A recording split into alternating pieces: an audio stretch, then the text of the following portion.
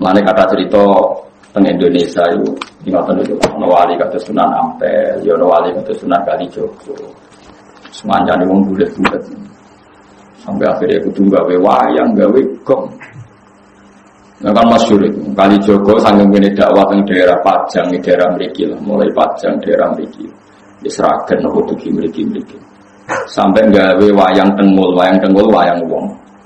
Sunan Giri gak terima, itu haram gawe patung. Wong nak gawe patung ku sok ben dikon ngekeki nyowo. Sunan Kalijogo rapati tau ngaji mantan preman dadi wali. Ngaji faslun yo gak pati tau ngaji. Walhasil akhirnya di tengah-tengah mbek Sunan Kudus sing luwih alim luwih senior. Ya ngene ae. Wayang itu dipeokno wae, terus dadi wayang kulit. Perkarane nak wayang tengul iku patung. Tapi nak trepes kulit itu ora kena dikeki nyowo supaya nyat kabeh. Mulane kula nate sowan teng kiai niku kiai alim dikeki hadiah mebel lemari saka Jepara. Niku gambare iku manuk bangun. Mati, wos api tenan ukirane manuk. Tapi gulune iku protok. Perkara ini pas teko langsung diketok kowe kiai. Pas gulune tok yo sithik nek diketok. Nah, kok ya kok diketok ya. Mergo ben ra urip. Nak ra diketok kan nak ra diketok kan asumsine kan kono ngekeki nyawa. Lah nek diketok ini kan gak iso.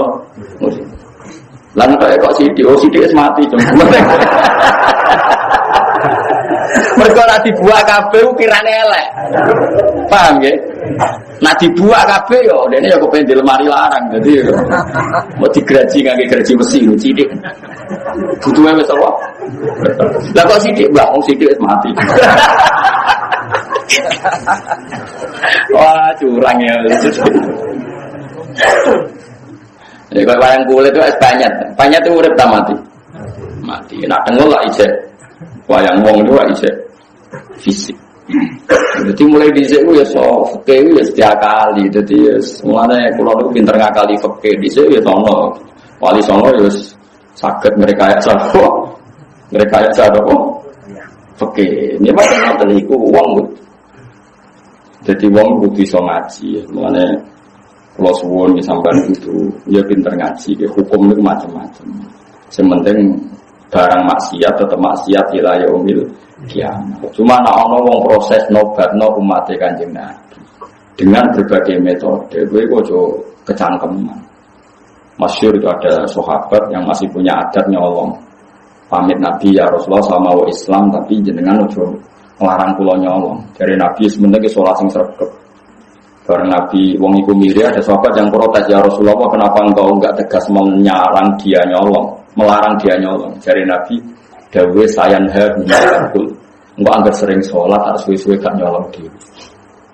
Ya karena orang itu bertahap, semua kebaikan itu tapi Nabi gak pernah mengatakan nyolong untuk halal. Mau tidak melarang saat itu. Beda loh yang mengatakan halal sama mau tidak melarang saat itu.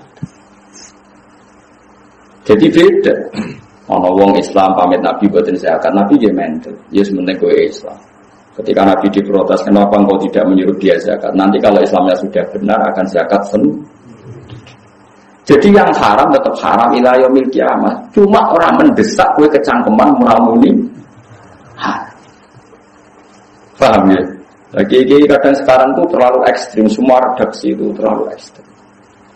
Makanya masyhur itu Rasulullah itu figur yang luar biasa. Ketika ada orang Arabi sholat, dia omong-omongan. Dia omongan kancane. Jadi pas sholat Nabi dia kenalan sama tiang putih. Oh kalau tiang mriki itu santai. Omong-omongan. Oh Pak sahabat centak bar sholat, wis sholat omongan rasa gitu. Tapi Nabi itu pinter. Lah sahabat ramai itu ada. Ini ya Rasulullah sholat omong-omongan. Si Arabi tadi digandeng be Nabi. Nabi oleh ketika lucu, santai. Ya Rabbi inna hadhi sholat munajat. Ya sholat itu kan ngomong-ngomongan tapi ngomong itu pengiran aja. Ya ngomongnya apa? Pengiran aja. Ke sholat itu munajat maaf. Ya ngomong-ngomongan tapi be pengiran. Nak omongan be manusia orang usah. La yasluhu fiya kalamun adamiyun. Berhubung sholat itu ngomongin be pengiran, orang pantes, orang layak digomongan be bani. Ini jaya wong Arabi tadi. fa wa ma wajadtu mu'alliman ahsana min Rasulillah sallallahu alaihi wasallam. Fa wa ma ghadibani wala naharani walan taharani, demi Allah beliau tidak menyentak saya, tidak memaki-maki saya. Beliau hanya ngendikan inna di salat munajatun la yasluhu biya kalamun adani. Jadi Nabi ya enak wae kan. Iya cuma nyen salat iki ngomong-ngomongan, tapi ngomongnya bener. Yo, jadi rasa ngomong kabeh. Rasa. Berani salat mboten Nabi ya. Mbok mate kok sedok keren, padahal Nabi ini ngoten. Ora arep. Niku jenenge evolusi. Dadi Nabi ini bijak kena umate wis rapati lho. Ya mergo kurang ilmu, rata-rata ora bijak kurang apa. Kerengnya didisiplin. Jadi kita ini itu terus belajar ya, terus. Meskipun hal-hal yang mungkin kita duga dulu itu kontroversi, tapi sekarang itu kelihatan penting. Saya di Matolek Kajen itu pernah disuruh jadi narasumber fikih. Itu saya bilang begini, kamu masih muda harus belajar fikih yang luas. Termasuk kemungkinan sholat jenazah itu boleh jenazahnya di belakang. Meskipun itu aneh dan tidak perlu kamu lakukan karena kamu dianggap aneh. Tapi itu zaman Imam Nawawi yang ngarang Majmu' sudah dibicarakan. Jenazah di depan itu syarat sah atau adat. Mulai dulu lama bilang hanya adat. Hakada wajadna dzalika salafan wa khalafan. Panjen kita nak nyolati jenazah normalnya jenazah di depan. Tapi itu hanya adat. Tidak bisa kamu katakan satu sifat syarat sah. Fa'inal janazah laisat bimanzilatil imam. Karena jenazah itu tidak imam, kenapa harus di depan? Ayo kena di mentah kan. Saya ini jenazah kok ngarep alasannya apa? Ora imam kok didapok. Nah, berhubung ra imam kok buri ora apa-apa, ora imam kok kudu kok. Nah. Ya tapi ora usah mbok lakoni. Ora usah. Tapi ini tetap penting. Sekarang kelihatan penting dalam konteks Arab Saudi. Itu ada di kitab Mahali, sama cari nanti di kitab Mahali. Kitab Mahali itu di atas kitab Fathul Wahab. Biasanya kalau dalam pondok itu kan kastanya kan Fathul Qorib, Fathul Mu'in, Fathul Wahab, terus Mahali. Saya termasuk pengajar kitab Mahali. Jadi kan bantah aku ya iso ukur ilmumu. Misalnya kena takrib, aku seneng Mahali. Ini urusan sombong, ngapain bantah ukur dewe mau ke takrib, Fathul Mu'in, Fathul Wahab, Mahali. Kena bantah ya ukur maksudnya. Ukur berlewati mau. Karena lewati Fathul Qorib, Fathul Mu'in, Fathul Wahab, bariku gue boleh aku. Ayo ke bapak ke debat, debat gak bohong. Itu di kitab Mahali diterangkan. Ketika seperti itu kita hanya mengatakan jenazah ya sudah di depan. Memang seperti dulu ya seperti itu jenazah di depan. Tapi kamu jangan meyakini harus di depan karena fainal jenazah laisat bimanzilatil imam. Jenazah itu tidak imam. Sekarang terbukti dalam konteks Arab Saudi. Dulu ketika saya kecil itu sering diceritani bapak saya yang haji. Kalau tiap maktubah itu ada jenazah yang dibawa ke depan untuk disolatkan di Masjid Haram. Paham ya? Jelas ya? Kita sepakatkan di sejarah seperti itu. Sampai ada tragedi yaitu ada senjata senapan laras panjang dibungkus ala nopo jenazah, kemudian dibawa ke depan. Ketika pas disolati, para teroris ini menggunakan senjata itu untuk nembaki nopo jamaah. Itu peristiwa tahun pinten ya 7 berapa, 8 atau 82, pokoknya pernah itu terjadi. Pernah kau dengar sama cerita itu? Terus sekarang di Arab Saudi tiap maktubah yang nate haji, nate umrah, tiap maktubah ada sholat jenazah enggak? Enggak, sama jawab saja. Ada kan? Sekarang tuh ada enggak? Ada. Jenazahnya di mana? Enggak di depan apa di belakang? Di belakang, tetap di kamar jenazah. Aku tuh eling Imam Nawawi, cek mandi nih Imam Nawawi. Tapi nih Indonesia kira usah ngomong. Jenazah pe gaya pisan kok ngarep kok putus kombune. Oh Indonesia kan enggak mendesak untuk. Jadi Moskow jadi model aja lakoni udah gede. Maksudnya dalam konteks Indonesia ora usah. Tapi secara ilmu kowe ngerti nak jenazah ora imam. Mulane ra kudu kok ngarep. Paham ya? Bukti lagi salat ghaib. Jogja sama Surabaya timur mana? Timur mana? Ketika Pak Hasyim kapundhut di Malang atau di Jakarta, orang Aceh boleh nggak nyolati gaib? Kan jenazahnya di belakang. Jadi ini pentingnya ilmu. Pokoknya ilmu kamu percaya saja kalau jenazah itu tidak imam. Cuma kalau adatnya di kampung kita depan ya di depan. Ya sudah gitu aja, enggak usah. Terus gue saking gobloknya, ini syarat sah. Kalau nggak begini nggak sah. Jahil antara bodoh. Paham ya? Ini biasa ya. Paham ya? Pemenang jadi mau kepala kok. Dia dari Mustafa Gegeru. Nak sirah itu tempat di nak tempat utara masalah saya. Biasanya di Bosoro itu pasti gitu ya. Nah, loh ada di Mustafa juga terima kata saya. Nah datang lagi sirah tengah gitu. Apa separuh lanang itu. Kan lanang gitu. Gitu. Oh gitu loh. Nah sampai lanang. Loh. Nak daerah kula lor kabeh. Memiliki alhamdulillah wonten lor wonten. Nah lor kula ya ora masalah. Karena ora imam habis. Ya tapi sing fanatik nggih kuwat. Ngono wis kiai ini bolak-balik nak teng daerah kula nggih enak lah masih banyak orang alim ngoten. Wonten. Kula nate nyolati jenazah sirahe ku ning lor. Keluargane kebetulan rada aneh, setuju sirahe ku ning kidul. Ya jenazah lanang. Ambek mudin tengene kula ora trimo. Kene mulai dhisik kiai kene ku luar terus kok aneh-aneh ning kidul. Jare keluargane, mboten kiai kula kedadak kidul. Lah kula calon imame kula jek guri. Padahal si imami mengke kula. Aku wis omong ya. Mpun tek yang lor nang kidul wong kula kaul jenazah kok guri wae roh kok menawa trimo lor mek kidul lho. Lan sendiri jenenge Gus Bak mpun sami napa. Menawa nek trimo salat lor mek kidul umpama jenazah kok guri aku roh kaule. Wah, meneng deh. Nek nak bantah aku ngenteni wong takrif. Mungkin satu wahab terus hal itu. Dari itu boleh iku lho. Mun Gus imbang. Mari berdebat, no. Tapi yang ngaji mahali khatam bolak-balik becek latihan ngomong. Jadi ilmu itu tetap penting meskipun tidak harus kamu lakukan karena kalau kamu lakukan jadi fitnah Rasulullah pun tidak senang karena fitnah itu Rasulullah tidak senang. Sehingga kalau kamu melakukan itu di Indonesia maka hukumnya fasik karena Anda menjadikan fitnah. Tapi kamu harus tetap yakin bahwa jenazah di depan itu tidak syarat sah karena dia tidak imam. Soal ngelakoni tapi rasa kecangkeman itu syarat sah. Buktinya sekarang di Mekah kabeh jenazah ditakoni kamar mayat padahal ada sholat jenazah. Karena kalau ditakon di depan iso bayangno kan ruwete masjid haji. Ruwet ora? Indonesia kan gak ruwet. Mau imame dadi lakon pas iku, mayite dadi lakon pas iku, jago guri kan ya sakake kan.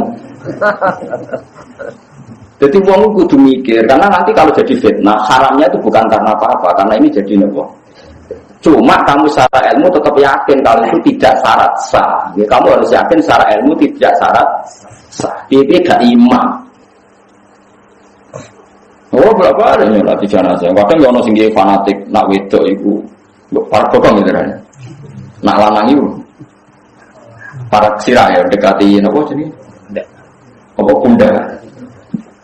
Nak sing fanatik ngoten, ana imam jenazah iku wedok. Lah imame iku proses wong imam kadang nggih sepun wis mikir nyer maju. Ini dicekel di benerno. Nah aku boten nate kan. Sebab karep-karep Lalu nasi imam fanatik tak kok. Kan kadang nak kita kan kok dilihat desa kan gak paham. Niki lanang nopo wedok. Jalur bang. Ngatur posisi kok dekati napa? Wah, udah nak wedok dekati mungkin. Bener. Lalu kan tahu jadi imam lho. So sampai kamu mati di salat rukun. Rino tenan yakin ya. Lah sing jalur nang sepuro ora mesti di sepuro pangeran. Kulo niku pun gadah jatah imami kathah wonten tiyang-tiyang sepuh sing wis wasiat ana mati sing nyolati Gus Bae kulo ngomong ngel-ngel wong tenan wasiat kok eleke ngono. Alasane dari wong hafal Quran ngalim iso nyafaati kulo niku untuk akeh. Nate teng pandangan niku dan wasiat ngoten ora iki sebab itu kula semua gara-gara wasiat. Wasiat elek iki yang nyala wong ya. Tapi kalau teng omah gitu kepeksa nak parek nak ado mboten. Jadi paham ya, jadi ilmu itu di atas segala-galanya. Karena ini kita butuhkan. Andai kan tidak ada ilmu itu dicetuskan Imam Nawawi, maka dalam konteks Arab Saudi setiap jenazah harus di depan. Kayak apa susahnya? Musim haji jenazah dipaksakan ke depan. Padahal yang mati banyak, misalnya kasus Mina, kasus nopo terowongan, kasus nopo kering. Coba tanyakan yang haji-haji saat itu ada nggak jenazah dekat Sudes? Ada nggak? Sama jawab saja. Enggak ada, di belakang tetap di kamar Pak. Itu saya sering ditanya sama anak-anak. Lalu caranya sah gimana? Ke saya tadi kita butuh ilmunya Imam Nawawi. Memang dari awal jenazah itu tidak imam. Meskipun kita tidak akan melakukan itu di Indonesia, jelas benar mari fitnah. Tapi apapun kita sering melakukan itu di Indonesia, jangan yakin itu syarat sah. Makanya ilmu itu harus di atas segala-galanya. Makanya ilmu nomor 1 fa'lam annahu la ilaha illallah. Ketika Allah mensifati zatnya termasuk yang dikenalkan apa? Iqra wa rabbukal akram. Alladzi 'allama. Allah itu zat sing mulang. Jadi mulang sifatnya Allah. Lalu ulama itu senang mulang. Allah mensifati zatnya itu alladzi 'allama, zat yang mulang. Artinya apa yang diperkenalkan adalah ilmu. Nah, sekarang banyak kiai itu lebih senang ibadah dibanding ilmu. Ya, jane rodok musibah saja ini. Tapi timbang ini rapati iso ilmu ya ke ibadah. Mau fatwa mau lengkar malah tidak karu-karuan. Tapi sebetulnya ilmu dengan ibadah itu harusnya dulu ilmu. Karena ilmu ini penting. Yang mengawal ibadah itu ilmu. Karena itu sudah kaidah. Karena setiap amal diberi ilmu, amaluhu mardudatun la tuqbal. Amalnya juga diterima. Tetapi saya berharap Allah Rahman harus kumpul tetap ditompo sendiri-sendiri lah. Gitu. Tapi tadi kamu harus punya kematangan ilmu yang mantap. Dia nak jenazah itu imam, dia ingin jenazah itu. Sehingga kita mudah menganalisis kenapa jenazah di Surabaya orang Jogja boleh sholat, jenazah di Jakarta orang Aceh boleh sholat. Padahal jenazah di belakang, karena memang awalnya jenazah tidak imam. Mau selesai kan, artinya barokahnya ilmu tadi kita bisa mengurai sekian muskilat, sekian kejanggalan. Paham ya? Meskipun itu tidak kita lakukan. Paham ya? Ya sama seperti tadi iddah. Yang butuh iddah itu nikah sofi. Kalau tidak nikah sofi tidak ada apa? Iddah. Karena yang jenenge iddah itu wong diceraikan suaminya atau ditinggal mati suaminya, maka iddahnya. Nah, padahal kata-kata itu tidak ada dalam konteks berzina. Nah, ya tadi iddah kan orang yang diceraikan suaminya atau ditinggal mati suaminya, maka untuk menikah lagi harus iddah. Nah, sekarang orang yang hasil hubungan gelap, terus tarifnya di definisi ini. Maksudnya definisi ini, iddah adalah orang yang diceraikan suaminya atau diceraikan pacarnya atau diceraikan selingkuhannya. Goblok orang. Paham belum? Nah, ya definisi iddah itu kan mesti melibatkan suami sah, baik karena dicerai maupun ditinggal. Paham ya? Tapi kira terus fanatik kulo gitu, kulo ya iso salah. Cuma kemungkinan aku salah, gue akeh kowe. Mari sementara ya sanut ngono ae. Sampai ada bukti Anda lebih baik, lagi mencabut dukungan, gitu. Lagi mencabut apa? Dukungan. Jadi lengi-lengi, pokoknya kulo suwun ilmu itu di atas segala-galanya. Mulanya sama so kaget, nak Quran sekarang istilahkan kita ada Bani Adam, tapi apa? Dzurriyyataman hamalna ma'anu innahu kana abdan syakur. Terus begini surat Yasin apa? Wa ayatul lahum anna hamalna dzurriyyatahum fil fulkil masbun. Jadi kita-kita ini adalah generasi Nabi sinten Nuh. Sehingga kita dikhitabi Allah dzurriyyataman hamalna ma'anu, bahwa kita ini dzurriyyah wong sing ditampung ning praune Nabi sinten Nuh.